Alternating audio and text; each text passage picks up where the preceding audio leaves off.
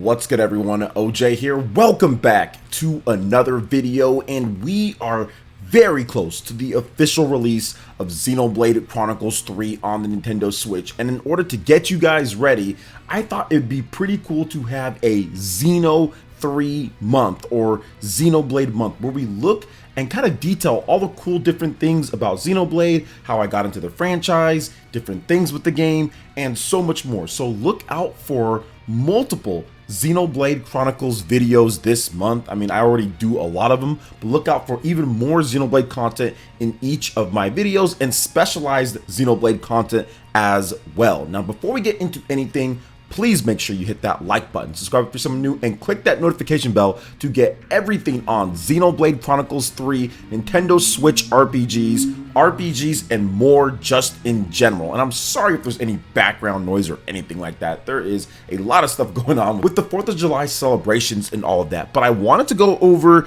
in today's video this really cool post on Twitter from Actual Arrow, where he talked about 29 different things about Xenoblade Chronicles 3. So I kind of wanted to incorporate this into my month of Xenoblade celebrations / video series I'll be doing, and I felt that since I didn't start on July 1st, we can go over July 1st, 2nd, 3rd, 4th, and 5th today in this video, covering 5 days of these different questions, and you guys can kind of get to know a little bit more about what I think about certain Xenoblade aspects and more. So let's go ahead and jump right into the first one here, and that is, what got you to try Xenoblade? How did you get into it? Now, this is very interesting. People always ask, how do you get into Xenoblade? What happened with it? And I just saw the game.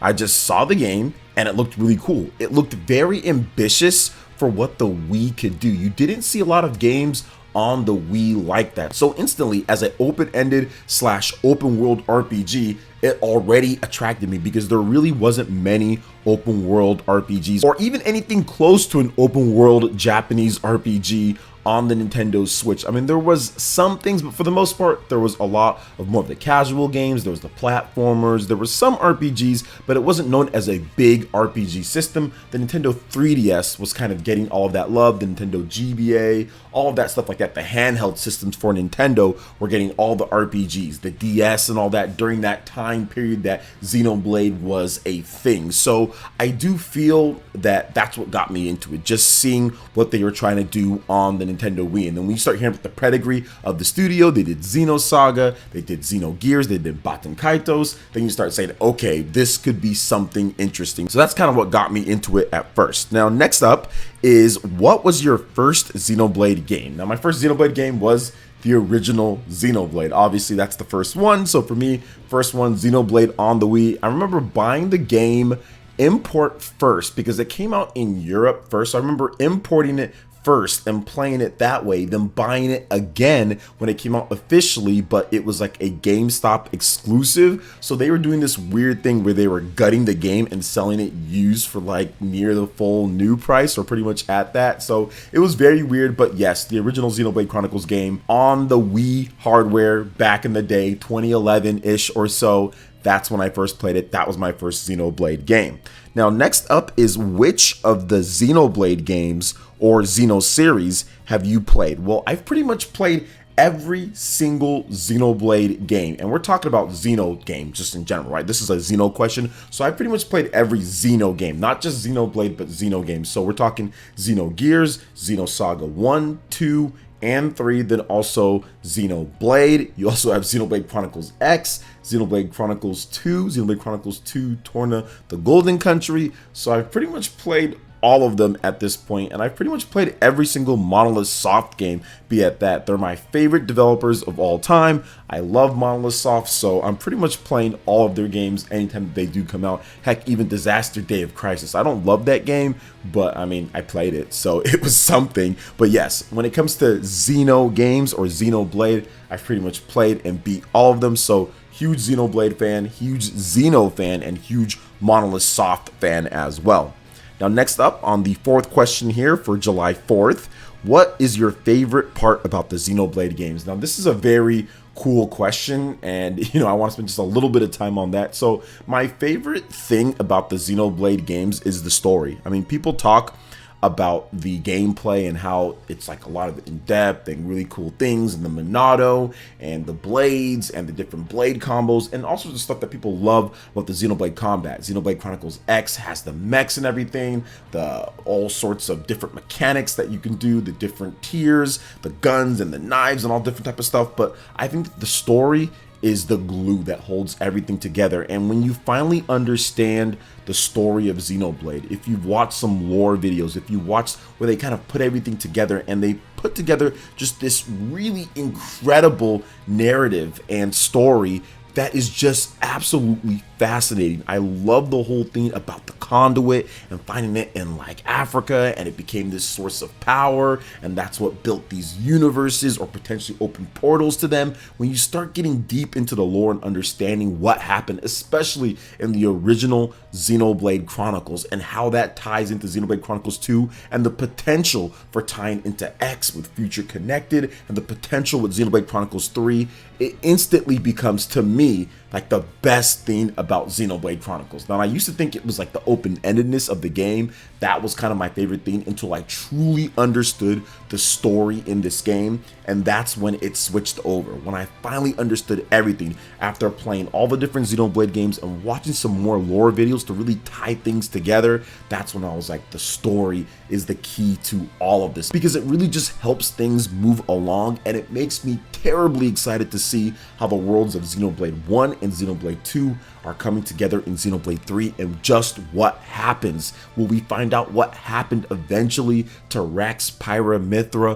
What's going on when it comes to Melia, and also when it comes to Nia being in the same worlds now? What happened? Where did it go? What's going on? Does the conduit play a factor into any of this afterwards? Is there a new power source? What's going on with all the different high beings and gods? Are they truly all slayed? What is it? Like, what is going down? So to me, the craziest thing and the best thing about Xenoblade is the story and the deep lore for those who want to truly get into it and understand the plot and the story and the characters and what happens in each game. To me, it's the best story that I've ever experienced in any game when it comes to multiple entries, and I don't think anything's going to top it anytime soon for me, at least. So that's my favorite thing about the Xenoblade games. Now, the last one for today is going to be the July 5th entry, and of course we'll pick back up maybe a few days afterwards to get some of the rest of this stuff. And once again, I will be having regular Xenoblade content on the channel, so check back in every single day. And this one says, what is your favorite Xenoblade location? So this is very interesting. Favorite Xenoblade location. Obviously there's a lot of really historic and great locations in Xenoblade, but I'm not a fancy person when it comes to locations or anything like that. But I would just say, if I had to pick, I would just say the royal area, or Torna, just in general, the capital, everything there with Torna, the Tornan Titan. I just love that area, and I'm not exactly sure why. Maybe it's the music that was remixed a bit, maybe it's the fact that I love the story of what happened, the origin story of Pyra and Mithra and Malos and Jin and Torna itself. Maybe just because I love those characters, I love that storyline, I love the Titan, I love how it's kind of like a small and like more, you know, airborne Titan, the way that it kind of moves and everything. It was just something that just hit me right there in the feels, especially after playing Xenoblade 1 and Xenoblade 2 and knowing that this was going to be a sad story, but still, you know, having fun going through and playing the game and seeing that area and seeing what it was like in the past. I'll say one more thing when it comes to this. I'm a big history buff just in general, like when it comes to my own personal life. When it comes to school, I was always a big history fan. So anytime games put you back in the past after you've played something, it's always really cool and just awesome to me. So I would just have to say all of the Tornan Titan and just Torna in general, all the locations there, that is just my favorite in the series, and I think it's always going to be my favorite unless Xenoblade Chronicles 3 just like knocks my socks off for some reason. But yeah, that was just like my favorite thing in terms of a location. So yeah, we should be back. I'll be answering more questions all the way through the release of Xenoblade Chronicles 3. And of course, if you guys need any help when it comes to understanding, when it comes to the stories and everything, I have great videos on this channel talking about what to do to get ready for Xenoblade Chronicles 3. I'll have a link to that video in the description below, so make sure you check that out if you really want to get a deep understanding of the lore and everything. So you guys can go check it out and get into it. I highly suggest. A lot of people ask me this question, and I guess I can answer it right now. Like, should I play Xenoblade Chronicles 1 and 2? I mean, it's getting really close. I don't know if you'll have the time to beat it if you haven't started yet, but I would say that you should probably understand the stories of Xenoblade Chronicles 1 and 2, so watch my video on that and then kind of determine from there if you can wait for Xenoblade Chronicles 3, or like Nintendo and Monolith Soft have already stated, hey, if you want to work your way backwards, that's fine, you can do that. It'll be a little bit awkward, but you can still definitely do that because Xenoblade Chronicles 3 does feature a whole new story and a whole new cast of main characters that you're playing as in that story. It's not like you're picking up as Rex or Pyra or Mithra or Adam, or some of the characters are Shulk beforehand. I mean, if those characters are in the game, it's going to be something that's extra or something that's built around the story that's already there, kind of like what we think is Nia and Melia from the first and second games and everything like that. So to me, I think that even if you wanted to start with Xenoblade 3 and then work your way around, you can do that. There's been a number of people who have started with Xenoblade Chronicles 2 and kind of worked to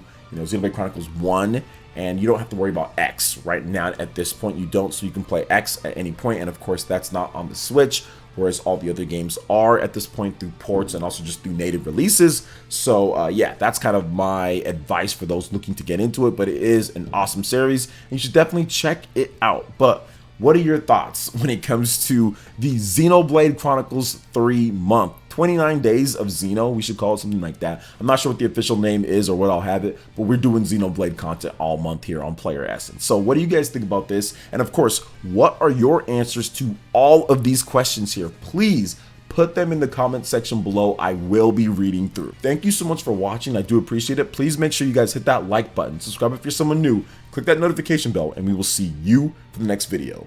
Peace.